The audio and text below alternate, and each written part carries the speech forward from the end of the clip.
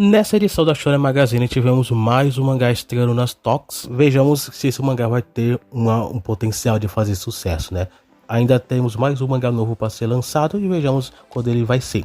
E se ele vai ter esse potencial também. Tudo isso eu vou falar nesse canal, espero que você deixe o seu like, se inscreva no canal, ajude o crescimento, é muito importante.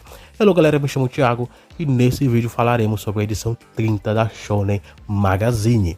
Tivemos aí como capa o mangá Kanojo Okarishimasu e como páginas coloridas o Suruga Meteor, que continua de certa forma, não diria popular, mas eu acho que ele tá ainda crescendo e conquistando um pouquinho de público. Ausentes nessa edição temos o Kitagari no Wolf, temos o mangá Green Jumper Girl, que ainda é novato, então não é ranqueado. Em ato temos o mangá Ahiro no Sora, sempre tá por aí em ato, né?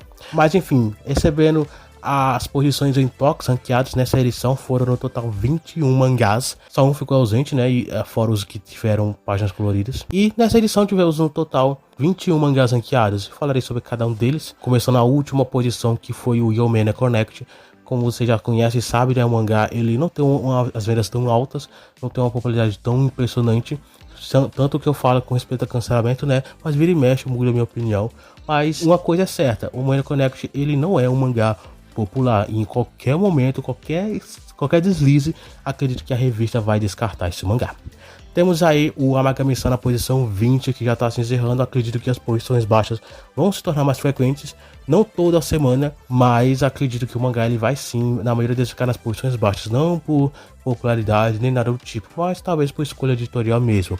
O mangá já está se encerrando, então deixar aqui talvez uma opção editorial para quem sabe chamar o público lá pro fundo da revista e assim quem sabe se interessar por outras obras. Pelo menos eu acho uma estratégia interessante e já aconteceu algumas vezes, né? Mas pelo menos aqui o Amagami-san tá nas últimas posições, nada preocupante.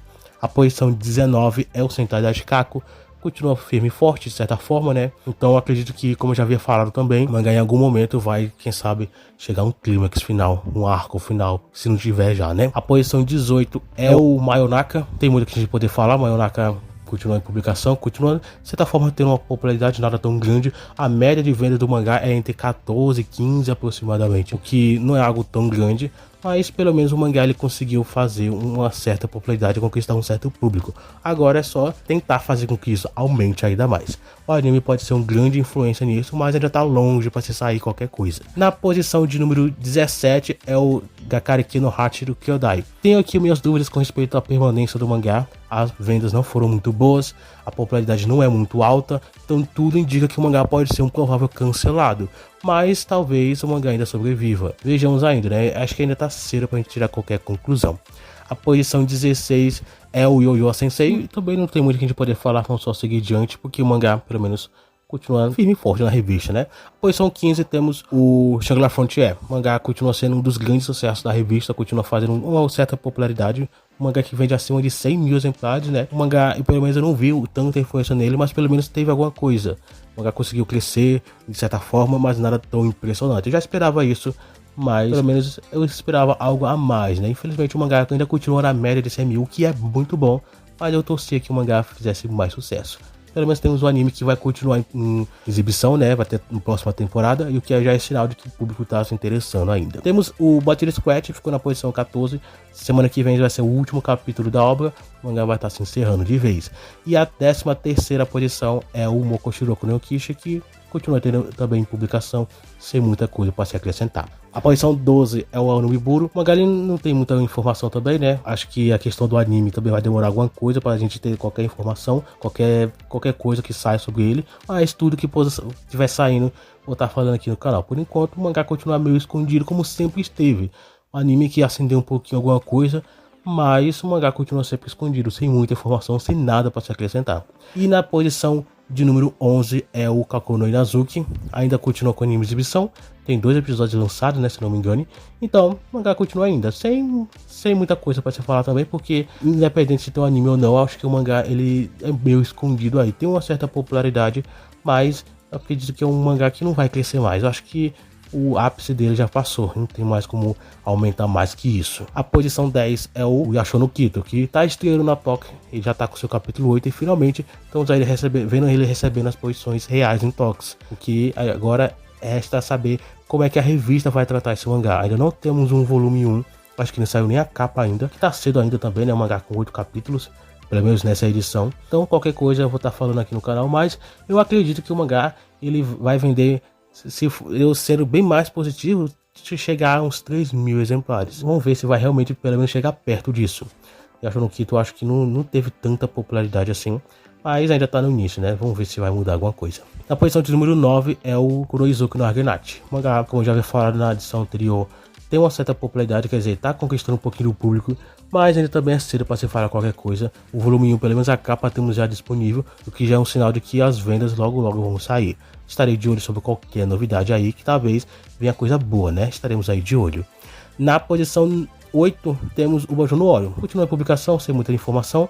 E já na posição 7 é o Block, que no anterior ele recebeu a capa da revista. É um dos mangás que mais tem destaque, né? O mangá que mais vende. Normalmente a média dele é 250 mil aproximadamente. Já chegou a 300 mil, como vocês já sabem. Mas enfim, acho que ele já esfriou um pouquinho do hype. Não sei se ele vai voltar a ter esse hype novamente. Caso saia a próxima temporada, vamos ver se vai mudar alguma coisa. Porque mesmo com a temporada bem fraquíssima em questão de animação, muita gente reclamando, ainda assim teve um hype, um crescimento em vendas. Mas vejamos se as coisas vão acontecer ainda quando sair a próxima temporada aí da obra. A sexta posição é o Kana-sama, também sem muita informação. O volume novo, se eu não me engano, está em lançamento. Não estou lembrado direito, mas pelo menos o Kana-sama tem uma certa popularidade, né? Nada tão grande também.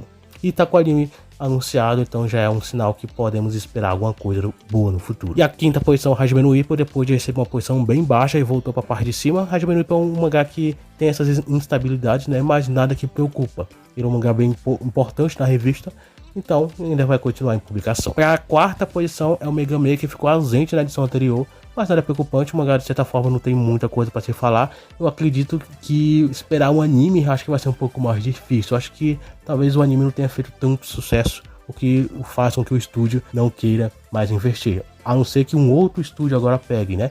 Vejamos se isso vai acontecer. Vai acontecer com o Kakoi no Aizuki. Vamos ver se vai ser a mesma coisa com o Megami. Mas entrando no top 3, a terceira posição foi o Seitokai, que também ficou ausente na edição anterior, mas tá aqui firme e forte, né? Numa posição bem alta. Então, vejamos ainda se o mangá ainda vai continuar com essa boa popularidade que ele tem, e o outro que tá com o anime anunciado.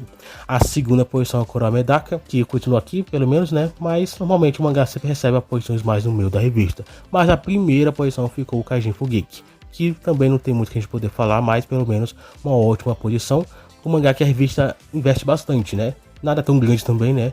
Mas eu vejo que a revista dá posições muito boas, o que já é um sinal de que o mangá ele tá com uma boa popularidade e quem sabe aí um mangá que a revista quer muito investir nele, né, por crescimento. Mas enfim, para a próxima edição, que é a edição de número 31, teremos como capa o Gashakuta, que vai aí por conta do anime, né, que está em exibição atualmente, e as páginas coloridas serão para o Yo-Yo Sensei e o Ashono Kito, que estreou na Tóquio nessa edição, né? Mas isso aí fica só para a próxima edição, para o próximo vídeo. Caso você queira ver, acompanhe o canal para você não perder nenhuma novidade. E é isso. Até o próximo vídeo.